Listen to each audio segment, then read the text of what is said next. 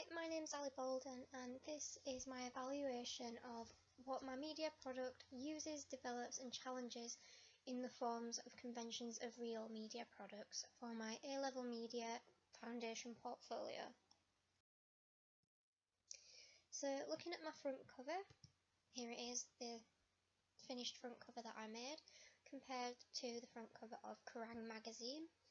We can see that I've challenged the norms of conventional rock magazines through my images. Kerrang, most generally, 90% of the time, use pose photography. They've brought the bands in or models or whatever they're shooting that day and they set it up. It's not live in any action, it's based on what they want to see. Whereas I've used live concert photography. It's still fitting in.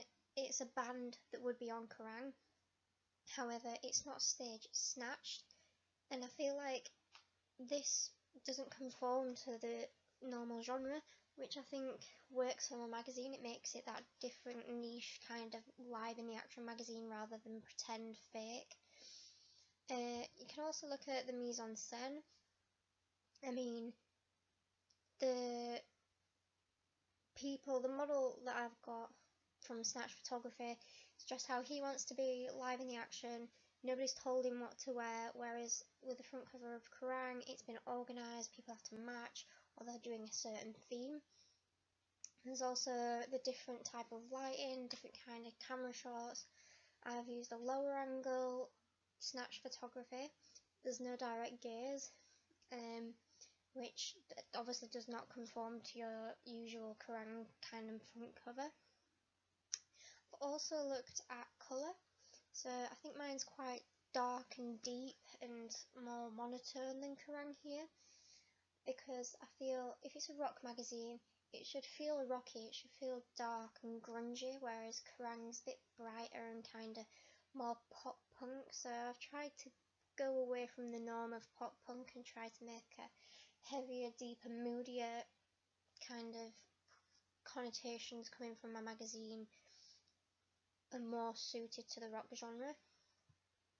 I also looked at layout, so as you can see mine's a lot less cluttered than what Kerrang usually is.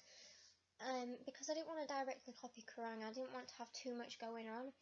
I wanted it to be simple and clean cut while still providing information, pictures, headlines and stuff like that. So it goes against most magazine front covers, which are jam-packed full of headlines and quotes and pictures and poster giveaways. I just wanted to make mine more basic because I really wanted to concentrate on my images, especially my main image and my heading itself. And I also have a different way of putting my puffs around the edge, so I've gone for, again, clean cut shapes, quite squared and harsh lines, whereas Kerrang's like ripped out paper or bubbles and stars and bursts.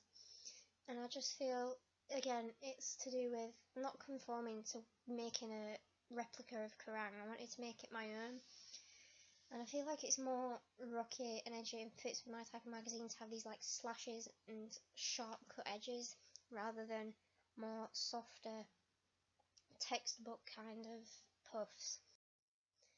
If we look more closely at things like the masthead, so here's mine for Clash compared to Kerrang's, it's kind of a similar font. It's a bit edgy, it's got bits missing, it looks like it's been scratched, torn or whatever. But I decided to go for white because it's plain and it stands out really well against my background.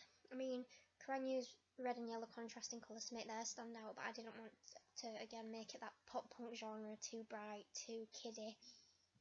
So I went with a clean cut white, which also matches white borders, white text and other things that I've got on my front cover. So the font, obviously, it's kind of similar. It's like the Kerrang font but reversed, so I have a background rather than the text itself, which is obviously white. It's cut out, it just looks more edgy, I feel. Now my layout of my masthead is in the top, like Kerrang, like most magazines, so that when it's stacked in a shelf it's easily visible. But something I've done different with my layout to Kerrang is that it doesn't cover up my image that much, whereas Kerrang put their masthead behind their image. And I mean, it works for them because everybody knows who they are, but I wanted to make sure my masthead was there and it was in front. Looking at colour again, you can see that mine's white compared to the red and yellow of Kerrang, because I just wanted it to be more simplistic and just focusable. Size, I'd say they're of a similar size. I mean, mine's not as long because there's not as many letters in it, but it needs to be shown, but I don't want it to be smacking you in the face and be really big. If you look at the content on my front cover, I have got pictures again of live music, which is quite different to Kerrang, and I've also got a banner which talks about interviews, competitions and posters. It's something that grabs your attention straight away. I've got a catchy, bold subheading and main headline, exclusive to Clash, Bring Me the Horizon, Tales from the Tour Bus. It ultimately grabs the reader's attention. And obviously, you know, straight away in the different font, it's about Bring Me the Horizon, a very popular band. I've also got my gig guide and, again, more live images. Now, this doesn't really conform to your usual front cover content. There's usually a lot more headlines, a lot more posters and stage photography. So I decided to do like your mainstream interviews, competitions, posters and gig guides, but to complement these I've used live snatched photography, I've used simplistic layout and I've used simplistic colours. Whereas if we look at Kerrang, they've got, so it's all stage photography. Every single picture there for the posters is staged, so it's not really